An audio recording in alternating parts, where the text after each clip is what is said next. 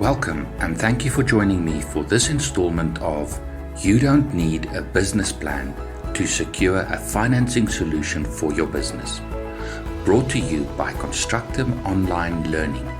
In this installment, I will look at principle number 1. Financiers are not investors.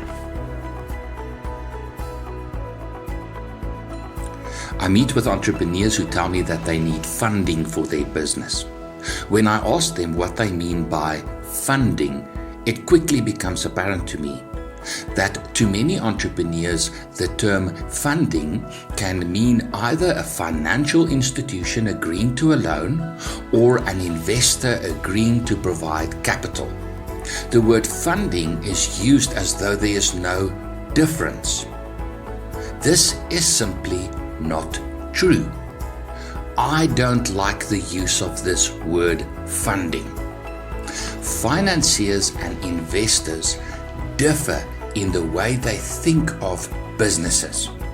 Their objectives differ, and the way in which they assess risk versus reward differs.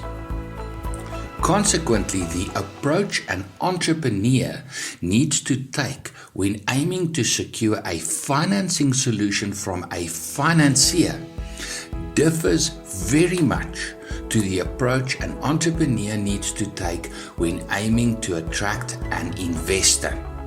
It's important that I define what is meant by these two terms, financiers and investors, before further contrasting financing to investing.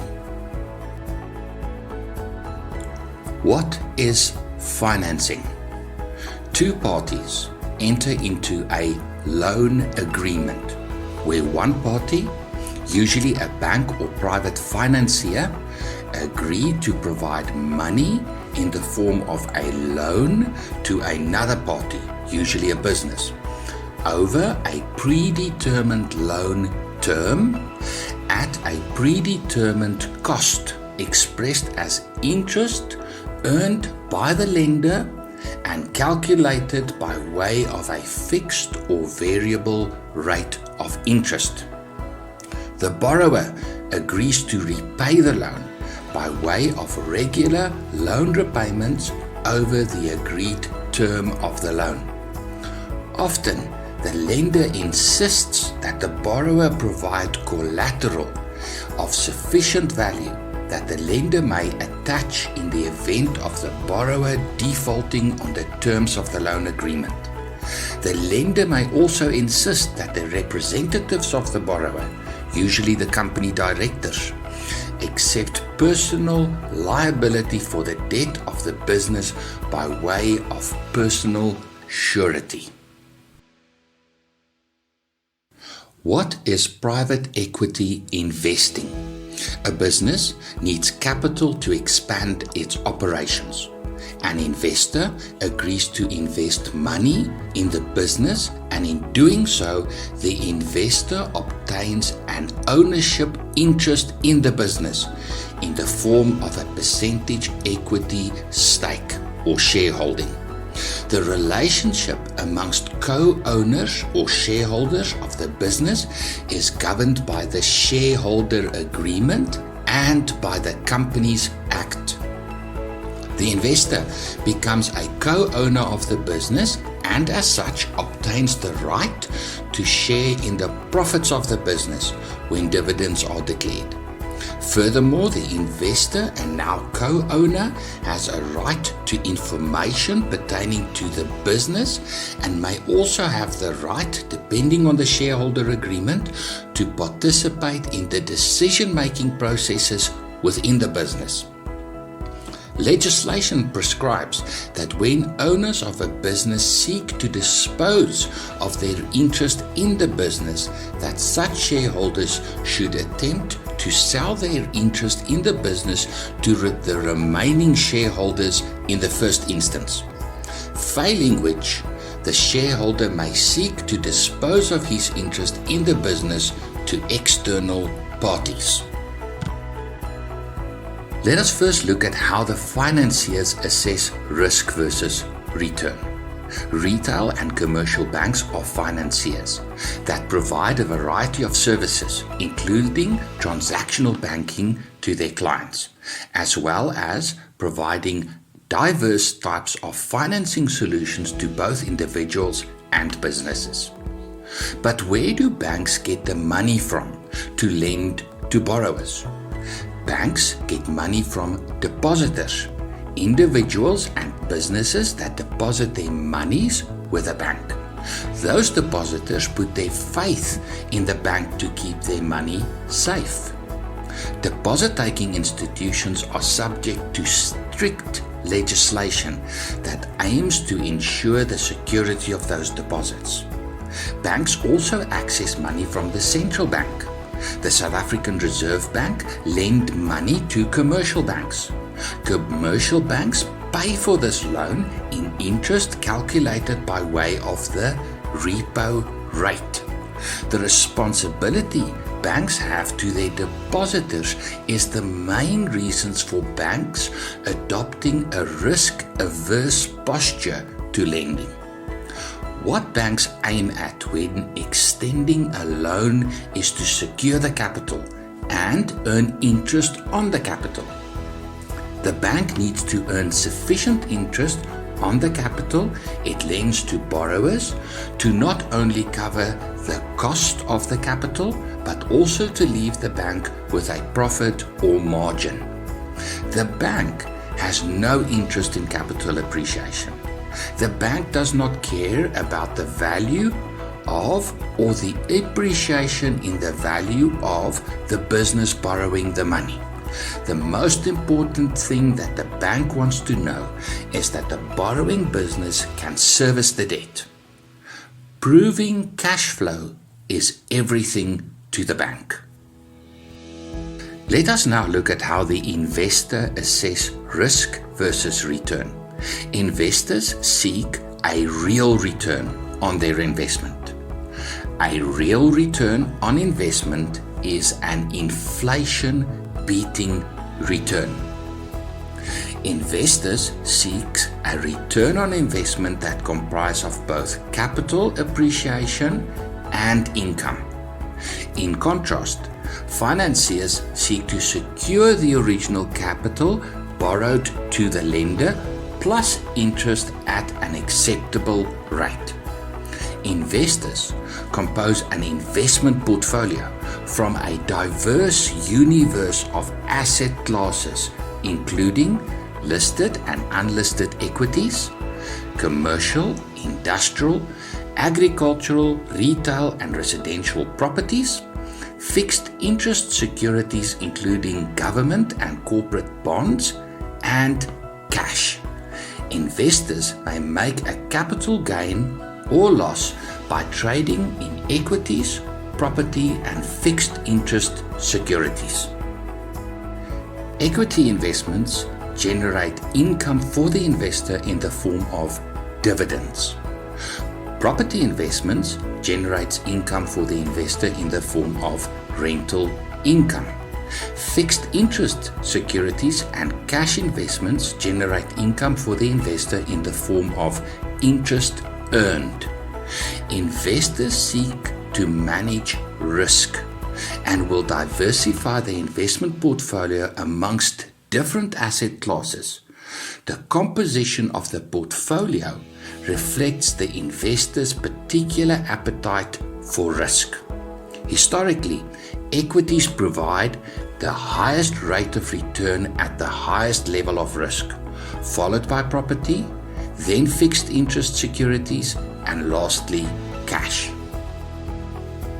An example of an investment portfolio where the investor has a high tolerance for risk may look like this: 70% allocation to equities, 15% allocation to property, 10% allocation to fixed interest securities, and 5% allocation to cash. Private equity investment is what the entrepreneur is after when seeking to secure capital from an investor for the business. Where in this universe of investment options do we find private equity investing? Equity as an asset class may be categorized into two subcategories, namely publicly listed equities, where a company is listed on a publicly traded exchange like the Johannesburg Stock Exchange, and private companies, where a company is not listed on a publicly traded exchange. Listed equities are larger businesses and are subject to very stringent rules in terms of reporting their financial results.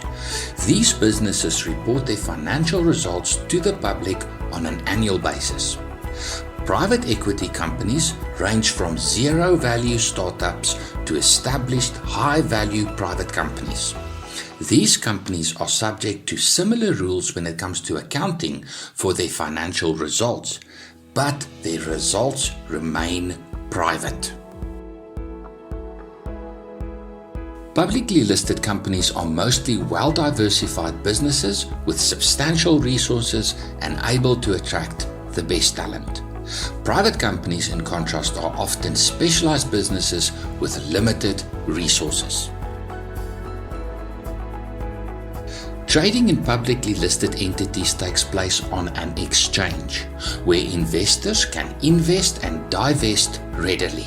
Stockbrokers trade on behalf of investors.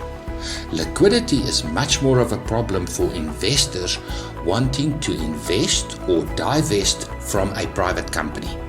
This is partly due to the legal obligations shareholders of private companies have to fellow shareholders of the business. An opportunity must be given to the current shareholders to buy the interest in the business before going to the open market to sell to another party. The market for private equity is also much smaller, and the process of divesting from a private company may entail a drawn-out process of negotiating with prospective buyers. Publicly listed companies are also called limited liability companies, where individual shareholders are not held accountable for the financial failure of the business. Shareholders of private companies may be held liable for the financial failure of the business.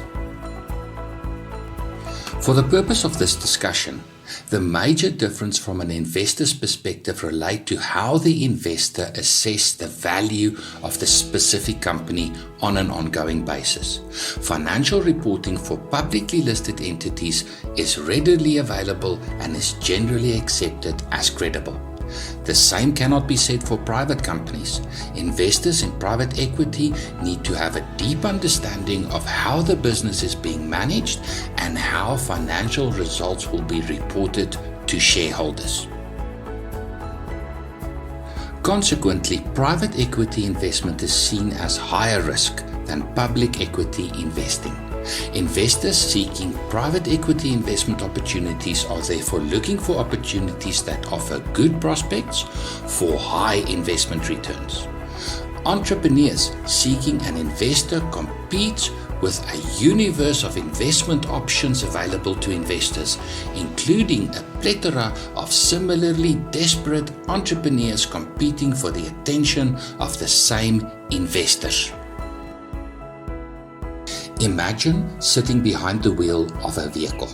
You look forward through the windscreen to where you want to go.